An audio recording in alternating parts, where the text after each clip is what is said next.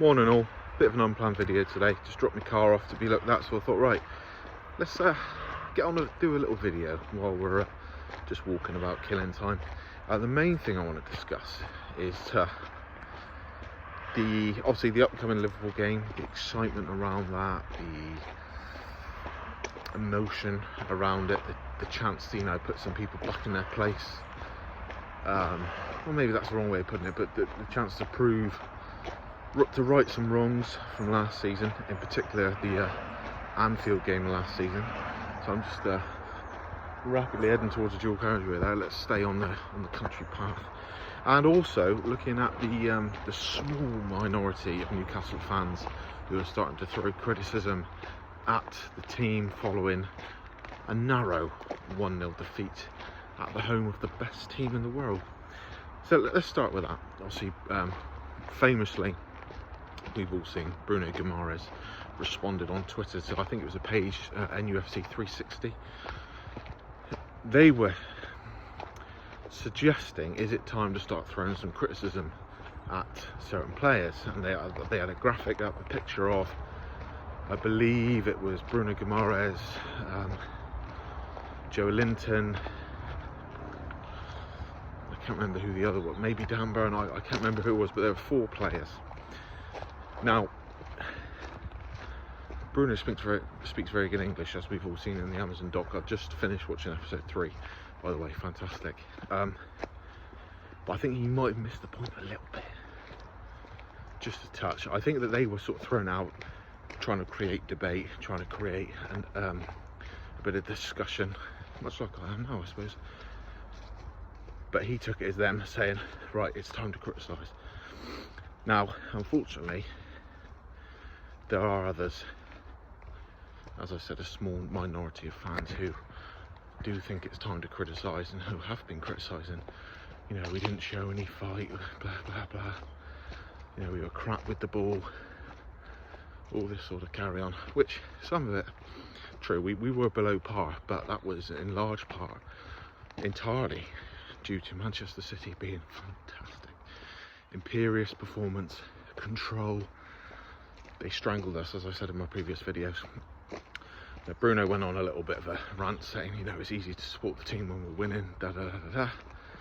And even though I think he missed the point from that particular tweet that was put out by NUFC 360, where am I going now? Let's turn around again. It was nice to see someone show a bit of fight, because the Newcastle fans, in large part, are fantastic. Win, lose or draw. It's one of the things I pride myself on being a Newcastle fan is, that old mantra, we don't demand a team that wins, we demand a team that tries. That's starting to, with a higher performance, with the expectation, that seems to have eroded. Some people, like I said, only a few people, have forgotten that, it seems. So it was nice to see him show a bit of character, show a bit of passion. But let's not get away from the fact that Manchester City were excellent. Everything they did was on point. Pep said after the game that if they'd engaged in a back and forth transitional game, we would have destroyed them. As I've said before, I think he's been a bit generous there. I don't know about destroyed, but you'd certainly favour us. Like in that game at SJP last season, the 3-3 draw, we were very unfortunate to not win that game. And they had to exhibit and show that sort of control in style of play, that strangulation, as I've already said.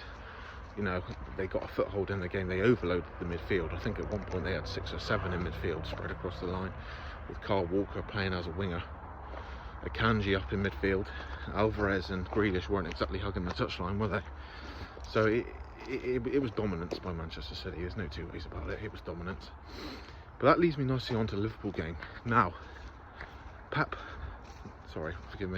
Jurgen Klopp. I'm not going to go on criticising him too much, because there's probably plenty of videos who have done that. However, I do think he has shown his true colours. The stress is getting to him, and he's lashing out at us yet again. He does it behind that brilliant, dazzling smile, but when he's not smiling, you see and understand his words for what they actually are sometimes. and that is the moaning and bitching of a tired, stressed man. But Liverpool will give us what we want in terms of that game. They will not play that slow, controlled, tippy-tappy, to quote Sam Allardyce football. It will be blood and thunder, rock and roll football, blitzkrieg. You know, it will be a up and back and forth sort of game, which plays into our hands perfectly, particularly at St James's Park. I've seen Liverpool have started slowly in the last 2 games. As I said to my brother the other day, who's a big Liverpool fan, I said, you start slowly against us at SJP and we'll kill you, we'll jump on them. As perfectly demonstrated by the closing segments of episode 3 of the Amazon documentary, where we showed us demolishing Tottenham last season. Was it 3-0 up within 9 minutes? Incredible performance. McAllister has had his red card overturned. Obviously it would have been better for us if he wasn't available, but he's not a player that I'm going to lie awake at night thinking about and worrying about. Obviously Sandro Tonali, this will be a nice game for him to show what he can do again. Joe Linton, I believe, is injured, so you're probably looking at Sean Longstaff coming in, maybe Elliot Anderson. As we'll remember, Elliot Anderson started the game against Liverpool at home last season. He was the sacrificial lamb when Nick Pope got sent off. So is this his opportunity to show his worth?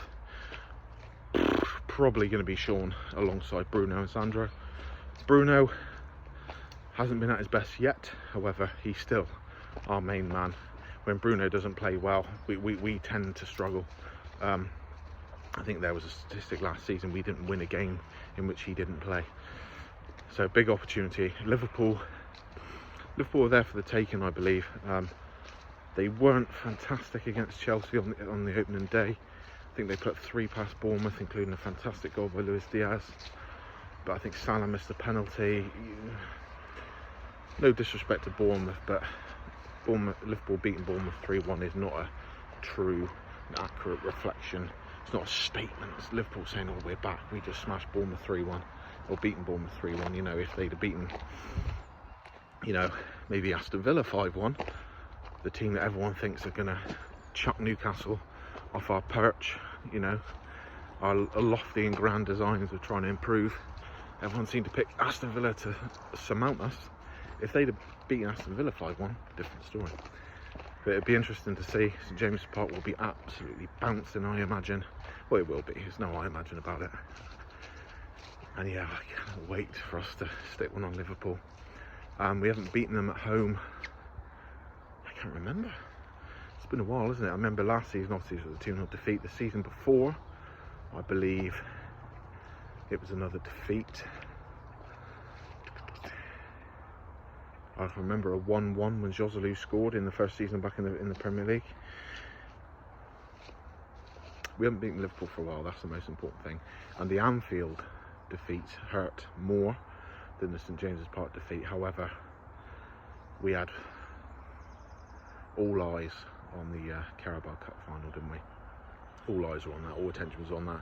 Nick Pope, we were already 2-0 down when he made that mistake, but I'm not going to blame him for that, because you know, he's drilled gathering the ball in when he's on the floor probably hundreds of thousands of times in his career.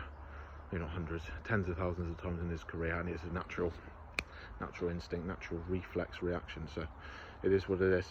Can't wait for that game. I'm going to sign off now because I'm rambling. Thanks for watching. Hope you enjoyed the video. If you did, please like, comment, subscribe, all that malarkey. If you didn't like the video, thanks for watching anyway. Cheers.